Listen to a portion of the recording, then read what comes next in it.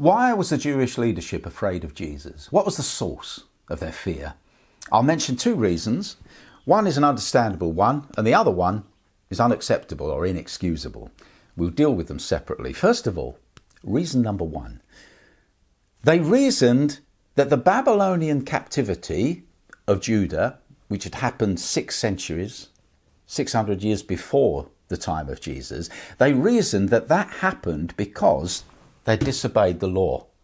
And they weren't far wrong, in fact. You know, they had disobeyed God's law, therefore they were taken into captivity for 70 years, in fact.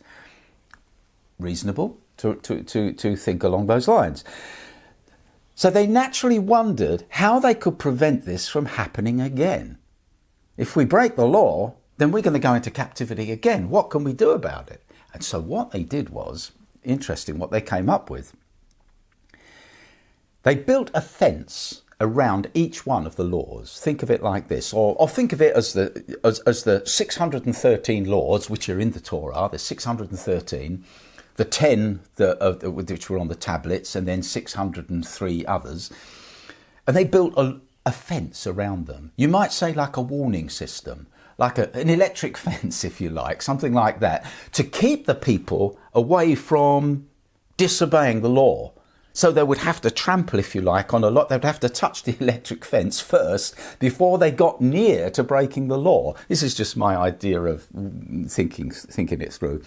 They called these things, anyhow, it was the oral law, because they believed that Moses received it orally. This was the written Torah, and this was the oral Torah, or the oral law.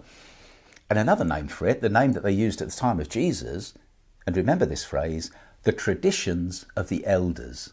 Remember that phrase because it comes up very often in the Gospels and helps us to understand why the Pharisees hated and feared Jesus and why Jesus was always antagonistic to them. It was this business about the traditions of the elders. Nothing to do with the written law, nothing at all. It was to do with the oral law. So that's an elaborate fence of regulations around the main law. The written law, the Torah. Let me give you a couple of examples. You've got one law which says, thou shalt remember the Sabbath. We know it well. It's even one of the 10 commandments. Thou shalt remember or observe the Sabbath. Now that one law accumulated around it a fence of 1,500 lesser laws or directives, how to obey that law, all the things that were you couldn't do. So there were things like, you can't light a lamp. I was going to say switch a light on. Of course, they wouldn't have switched the light on then, but you can't light a lamp. You mustn't light a lamp. You can't walk on the grass. Yeah, you can't walk on the grass on the Sabbath. Why? Because if you accidentally kick the seed heads off a piece of grass, it would be like reaping. And you mustn't reap. It's work. So all these laws, you see what they're trying to do. They're trying to keep the people from breaking those laws. So they're making all these stipulations around it. And Jesus fully agreed with the Torah. He was absolutely Torah observant. That was never the problem. They couldn't convict him of any problem there. But he didn't agree that these laws, this elaborate oral law, these traditions of the elders, as good as a lot of the material was in them, he didn't believe they were sacrosanct. They weren't received by Moses on Mount Sinai. So Jesus, I won't say he disrespected them, but he said, you mustn't lay these on the people in the way that it hasn't got a jurisdiction, if you like, over the people in the way that the written Torah has got. I hope that's clear. I hope I've made that reasonably clear. This is where the problem was. This is why the Pharisees were antagonistic to Jesus. Okay, hand washing is another very good example. There are only 4 verses in the written Torah, Exodus 30, 18 to 21, that speak about hand washing. Only 4 verses. Yet, in the traditions of the elders that were later recorded and included in the massive work called the Talmud, which is 6,200 pages today, they study it to this day, it mentions the issue of hand washing 345 times. And yet there's only these 4 verses in the Torah. So this is the kind of complexity that had developed. And Jesus was one of the reasons. Our Lord Jesus, what a wonderful person. What he didn't like, you see, was that it made the whole business very complex for people. It kept people away from God, really, because they had to think about all these laws that they had to observe. And Jesus was saying, you make burdens for people. You remember that phrase? You make burdens for people. And he came and he taught them in such a way that they just loved to listen to him, because he made the whole thing not complex, but simple. And he told wonderful, simple stories. And anyway, I'm deviating here, but you think about Jesus and you can't help going off into some sort of reverie, because he was just such a wonderful person and is a wonderful person. So he didn't disagree with the traditions per se, but he didn't consider them sacrosanct. And here's the point. The Pharisees taught that the traditions of the elders were also received by Moses on Sinai, but they simply weren't written down, hence the term the oral law. They therefore regarded the traditions as of equal value with the Torah itself, if not more so. If not more so. Jesus did not accept this. He never broke the God-given Mosaic law. Do you remember at one time he said, which one of you convicts me of sin? And he was talking about, have I broken this Torah, this written law? And nobody could accuse him of that. But he often questioned and disagreed with the traditions of the elders. And you can find plenty of examples. If you want to look at one, Matthew 15 verses 1 to 9 is a great example of it. And the term traditions of the elders is often used there. So, always be alert for the phrase traditions of the elders, and you'll fully understand the conflict between the Pharisees and Jesus, and why they were afraid of him, and why they hated him, and why it eventually ended up with the crucifixion. This is where the problem was. To recap, the first reason that the Pharisees were afraid of Jesus is that they believed that to break the traditions was to break a law directly given by God and could put the nation in jeopardy of being exiled once again, as in the days of the Babylonian captivity.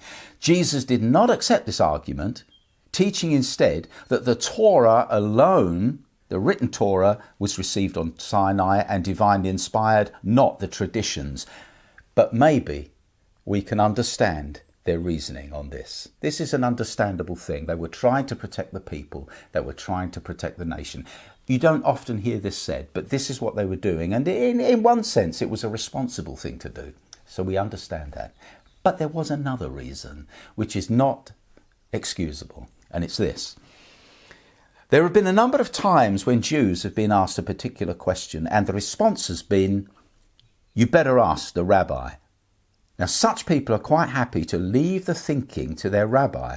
And, I have to say, so many rabbis seem to enjoy the special respect that they are shown. It's human nature. And before we accuse them, Catholics have the Pope, Anglicans their bishops. And when I disagreed recently, actually, with a friend who attends an evangelical free church in America, his final word on the subject was to drop the name of a famous international preacher, as though that settled it. So there you go. It's human nature, you see. We like to leave our thinking to someone else, and we just quote them, the rabbi, the Pope, the bishop, this great preacher somewhere. And all of this is relevant to our subject. For centuries, you see, the Pharisees, who today are represented by the rabbis, had positioned themselves as the sole interpreters of the law. The ordinary man could not hope to understand it. He had to apply to the Pharisees, and they would supply the correct interpretation. In other words, the fence that they had erected around the law of Moses, the traditions of the elders, not only protected the sanctity of the law, but also kept the people away from the law and safeguarded the social position of the Pharisees. It was a classic them and us scenario, an inner circle of the enlightened, acting as sole protectors and interpreters of the inner sanctum. If you disagreed with them, you were naturally wrong. And once again, we can't point the finger at them because we do a similar thing often. They feared losing this power, And the simple, direct teaching of Jesus, which demystified spiritual truth. You know, you hear Jesus speaking, it's about ploughmen and it's farmers and it's kings who go off to war, or there are these wonderful stories, the prodigal son planting seeds, everything. He just demystified spiritual truth. He made it accessible for the people. They could understand what he was saying. And thus, Jesus threatened the position of the Pharisees. Do you see that? He was making it too accessible. He spoke the plain language of the people, the farmers, fishermen, the tradesmen, and the tax collectors, even the prostitutes. He wanted to bring everybody close to God. He wanted a kingdom of priests, not a priestly caste, not even Pharisees set apart and these other people here, all the laymen here. Jesus wanted everybody to be, and he does to this day, he wants a kingdom of priests. Hallelujah.